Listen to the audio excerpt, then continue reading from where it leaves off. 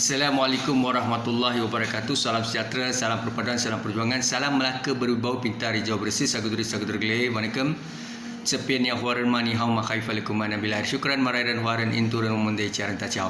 Tuan-tuan dan perempuan, saya Muhammad Anwar Fahmi Haridas bin Abdullah selaku Presiden Pertubuhan Masyarakat Sivil Negeri Melaka tampil lestari untuk memberi pandangan peribadi.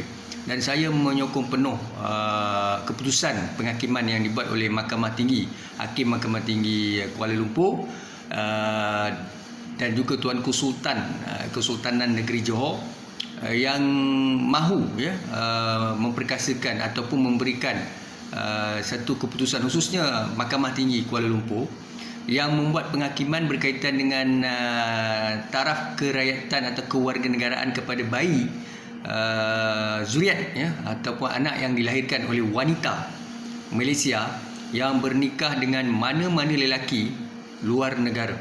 Maknanya wanita di Malaysia yang bernikah dengan lelaki Pakistan, bernikah dengan lelaki Amerika, lelaki Indonesia, lelaki Thailand, lelaki Singapura, lelaki mana-manalah asalkan lelaki itu adalah lelaki warga asing. Baik, apa yang berlaku adalah anak yang dikandungkan 9 bulan oleh wanita warga negara Malaysia ini, kemudiannya dia lahirkan anak itu di luar negara, dan untuk mendapatkan hak kerakyatan Malaysia, maka ibu tadi yang bertaraf warga negara memohon kepada kerajaan Malaysia melalui permohonan rasmi kepada Kementerian Dalam Negeri. Dia bergantung kepada Perlembagaan Persekutuan. Kita menyebut kepada apa-apa isu berkaitan dengan pemberian taraf kerakyatan mestilah merujuk kepada Perlembagaan Persekutuan. Bab 1, pemerolehan kewarganegaraan. Kalau tuan-tuan buka buku Federal Constitution, ingat undang-undang yang paling tinggi di Malaysia adalah Federal Constitution, iaitu undang-undang yang paling afdal, paling tinggi, paling kebal adalah Perlembagaan Persekutuan. Enactment akta ordinan yang bercanggah batal. Maknanya the main reference adalah Federal Constitution. Baik, kita tengok perkara 14 kewarganegaraan melalui kuasa undang-undang. Seterusnya kalau tuan-tuan buka buku perlembagaan ini, dia sampai perkara ke-22 tak silap saya. Kemudiannya dia ada berterusan dengan perkara untuk penamatan kerakyatan, di mana individu berkaitan seorang yang tali barut, mengancam keselamatan dalam negara, tidak setia kepada kerajaan, memiliki 2 taraf kerakyatan. Tak boleh lah, tak boleh. Salah satu perkara dia dilucutkan kerakyatan, dia mempunyai 2 kerakyatan. Maknanya saya warga negara Malaysia, dalam masa yang sama saya kerja di Singapura, kemudiannya saya duduk menetap lama, saya dapat Singapura atau negara luar dia akan tawarkan penduduk tetap ataupun warga negara, selanglah antara itu. Tapi kalau setakat saya menerima penduduk tetap, tidak ada masalah. Seorang individu di Malaysia atau di mana-mana negara, dia tidak boleh dapat 2 kerakyatan yang sama. Maknanya dalam masa yang sama dia warga negara Malaysia dan dia juga warga negara Amerika. Itu tidak boleh. Dia perlu membuat satu keputusan sama ada dia mahu mengambil salah satu warga negara kerakyatan, maknanya kerakyatan Amerika atau kerakyatan Malaysia. Sebab itu ada kes ahli parlimen di Malaysia dulu, kalau kita perasan, beliau sebenarnya mempunyai 2 kerakyatan. Ini tidak boleh, tidak melayakkan dia sebagai ahli parlimen atau seorang yang celik undang-undang. Dia sendiri melakukan kekhilafan, tak boleh. Itu adalah satu perkara yang sangat serius, boleh diambil tindakan serius atau dipenjarakan dan sebagainya lah, dihukum secara satu hukuman yang tegas dalam sistem. Tuan-tuan boleh rujuk pakar perlembagaan. Tapi apa pun saya nak simpulkan di sini, seorang warga negara Malaysia tidak boleh dapat 2 kerakyatan. Tapi isunya, kita berbalik kepada isu hari ini adalah berkaitan dengan bayi yang lahir, wanita Malaysia mengahwini warga asing dan lahirkan anak. Jadi timbul persoalan di sini, wanita Malaysia itu mahu anaknya itu diberi taraf kerakyatan Malaysia. Maka ada beberapa wanita ini yang mungkin mempunyai masalah yang sama, appeal atau merayu ataupun membawa isu kepada pihak mahkamah. Mereka mendaftarkan kes, akhirnya mereka dapat status kehakiman tadi itu membolehkan mereka, makna kerajaan perlu consider pemberian kerakyatan kepada bayi ini. Maka Tuanku Sultan Johor, saya dipahamkan, menyokong ya. Tuanku minta perkara ini kerajaan Malaysia.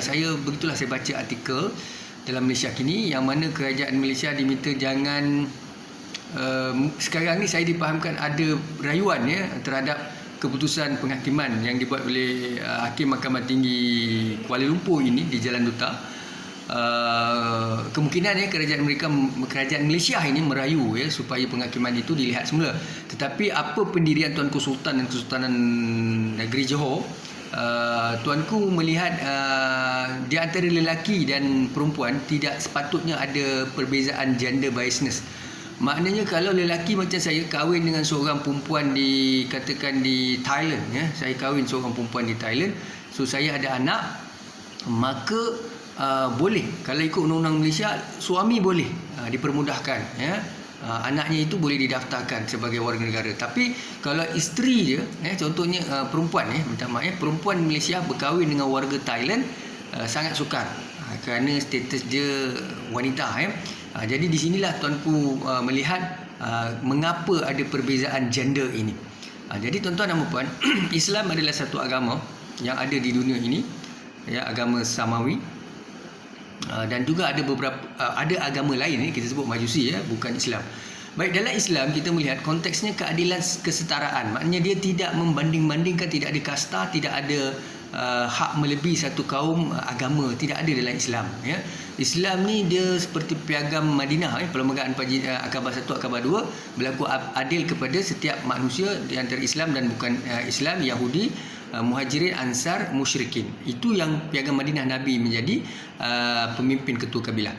Tetapi kita berbalik kepada Perlembagaan Malaysia, kita bukan cerita piagam Madinah sebab itu piagam Madinah yang menjadi benchmark contoh.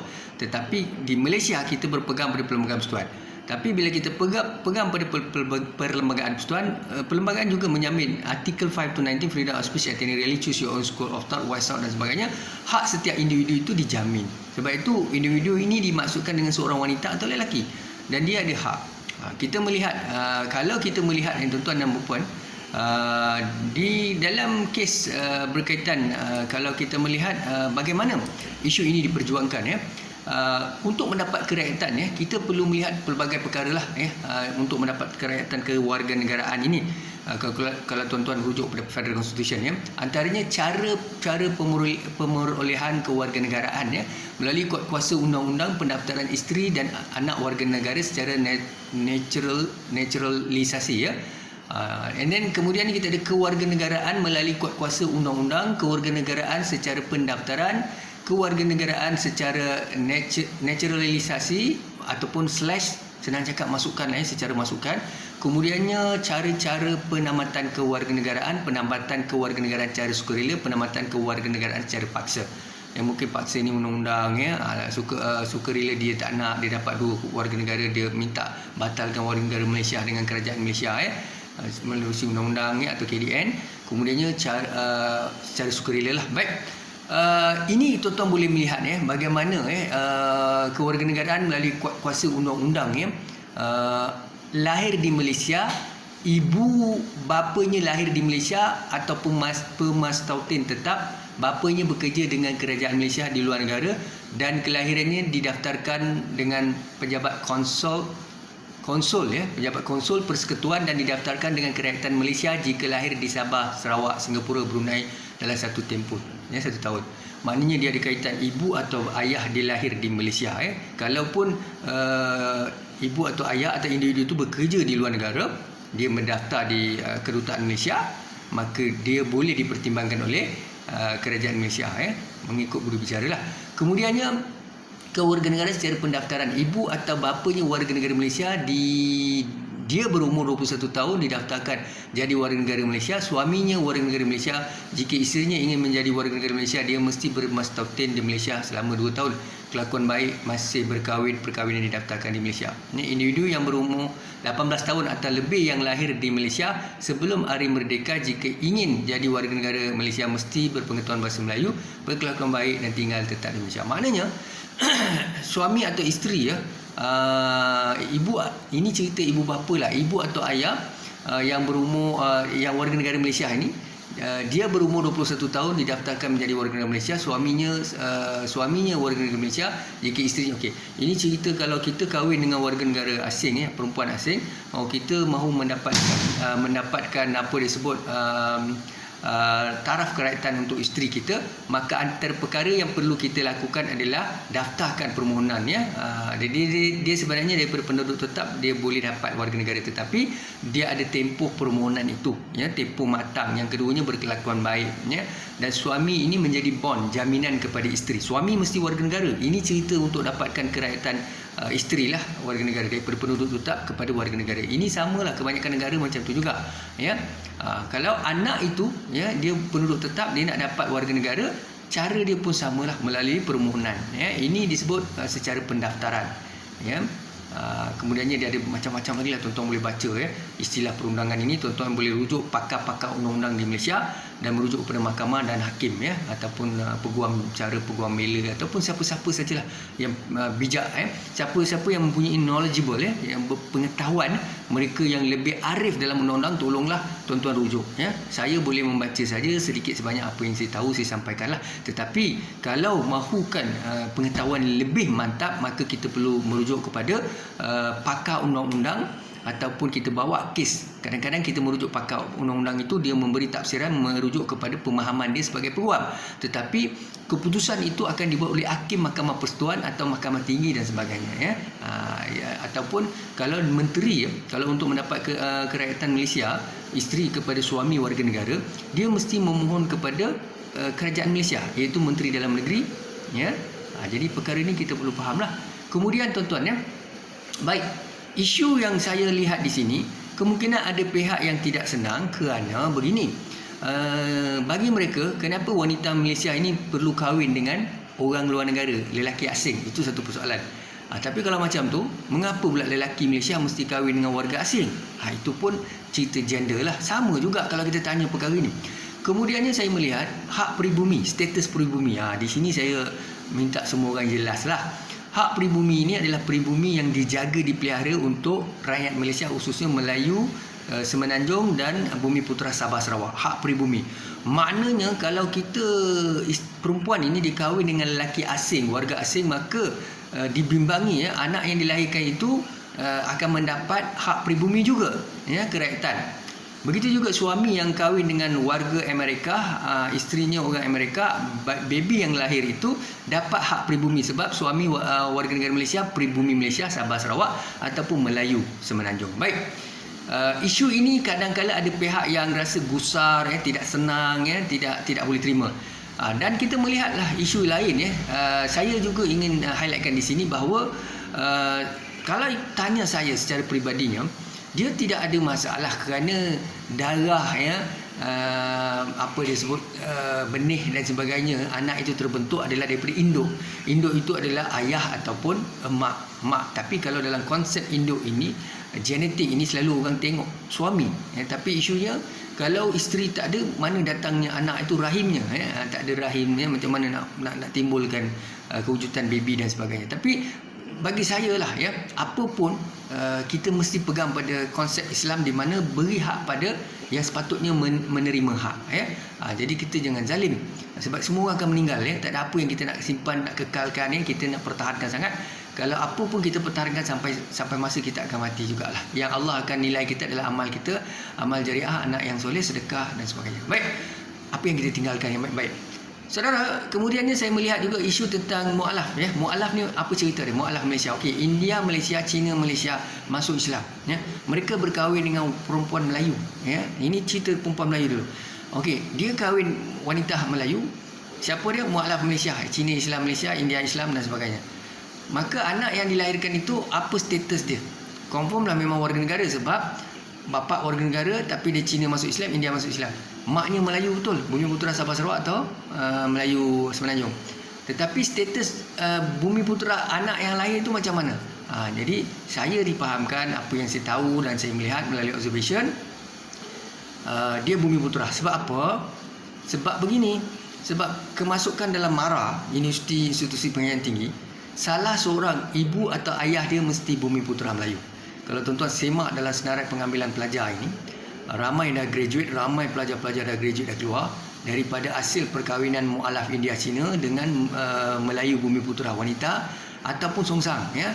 Maknanya terbalikkan di antara lelaki Melayu berkahwin dengan perempuan Cina masuk Islam atau India masuk Islam disebut mualaf, ya. Maka anak yang dilahirkan itu dapat pribumi, maka dia boleh melanjutkan pengajian di institusi pengajian tinggi, khususnya Marah. Marah ni kalau nak masuk ITM, UTM, institusi macam ni, UITM dan sebagainya, dia mestilah bukan saja warga negara, malahan yang paling penting adalah Bumi Putera Sabah Sarawak atau Semenanjung. Baik, di sinilah saya melihat bahawa keadilan itu berasas, ya, diberikan dengan logik. Jadi tuan-tuan dan perempuan, bagi saya dalam kes ini saya bersetuju dengan Mahkamah Tinggi Kuala Lumpur dan Tuanku Sultan, ya, sebab keadilan mesti pada semualah. Ya, kalau kita lelaki kahwin warga asing, kita boleh anak kita yang dilahirkan oleh wanita itu dikira dapat dengan mudah warga negara Malaysia.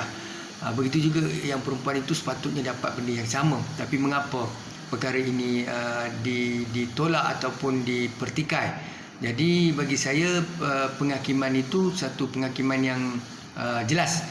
Kita janganlah terlalu jumud dan terlalu ekstrim, ya, dalam satu keadaan.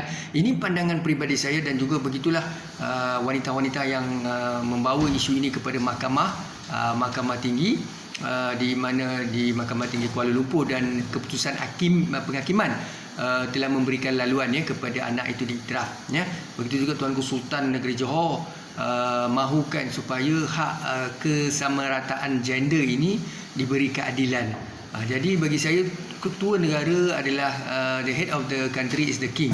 Maknanya kalau Tuanku Sultan bersetuju, maka itu betul lah, ya. Jadi kita pun harapkan supaya, sebab Tuanku Sultan dan Raja-Raja Melayu menjaga hak pribumi Melayu dan juga hak rakyat Malaysia. Jadi tuan-tuan dan perempuan, apa yang paling mustahak bagi kita adalah anak-anak itu sebenarnya adalah anak-anak Malaysia yang sepatutnya diberi pengasuhan, tapi mereka tidak boleh dapat dua kerakyatan. Yang maknanya kalau isteri itu orang Thailand, dia daftarkan anak dia di Thailand dan dia daftarkan anak dia di Malaysia. Yang itu tidak boleh. Jadi ini saja pandangan peribadi saya. Bagi saya, fikirlah secara matang, secara tenang, profesional. Jangan beremosi dan kita ikut undang-undang, ya. Maknanya kita boleh bawa apa-apa permohonan ke mahkamah, ya, dan kita minta supaya pihak mahkamah seperti undi 18 tahun, ya. Sebelum ini kerajaan tidak mahu membenarkan, ya, memberi ruang dan peluang kepada anak muda. Tetapi apabila perkara ini dibawa oleh anak muda di Sabah ke Sarawak, maka diizinkan. Itu satu kelebihan. Jadi kita perlu faham perkara ini. Begitu juga apa-apa kes pun kita bawalah ke mahkamah, ya. Jangan beremosi, jangan bertegang urat. Jadi bagi saya, Islam itu, kalau kita kata Islam itu syumul, Islam itu betul, Islam itu benar, maka kita berilah kebenaran. Apa yang Allah firman, apa yang akhlak Nabi, akhlak Muhammad, akhlak Al-Quran itu kita buat. Jangan kita baca Quran, kita mengaji, pergi umrah haji, kita solat, kan kita kata Islam itu syumul, Islam itu benar, tapi kalau isu-isu berkaitan kemanusiaan, hak, isu-isu berkaitan dengan disebut keadilan, kita tidak mahu adil, kita tolak ke tepi Al-Quran, kita tolak ke tepi firman Allah, kita tolak ke tepi sunnah Nabi, tetapi kita selalu hanya cerita tentang kedudukan kita secara etnik, bangsa atau kaum dan agama. Ini bagi saya secara peribadinya, apabila saya mengenali Islam, maka apa yang saya melihat adalah Islam itu sendiri, apa yang Allah firman dan apa yang Nabi sampaikan. Sebab itu yang paling penting. Sebab segala kontrak sosial, segala perjanjian, segala piagam perundangan ini, manusia akta ordinannya orang boleh buat di parlimen, ubah-ubah, tetapi yang orang tak boleh pindah itu adalah Al-Quran, ya, firman Allah, ataupun apa yang sunnah Nabi, ya. Apa yang Allah Ta'ala firman dalam Al-Quran, cubalah kita ubah ayat-ayat Al-Quran itu, tidak boleh, ya. Jadi itulah saya maksudkan, tuan-tuan jangan salah faham, ya. Tuan-tuan perlu tenang dalam isu ni, perlu realistik, ya. Kena faham semua orang akan meninggal dan mati, tuan-tuan, ya. Tak ada siapa nak kekalkan apa saja dalam dunia ini. Kita berilah hak kepada yang sepatutnya. Syukran dan terima kasih. Assalamualaikum warahmatullahi wabarakatuh.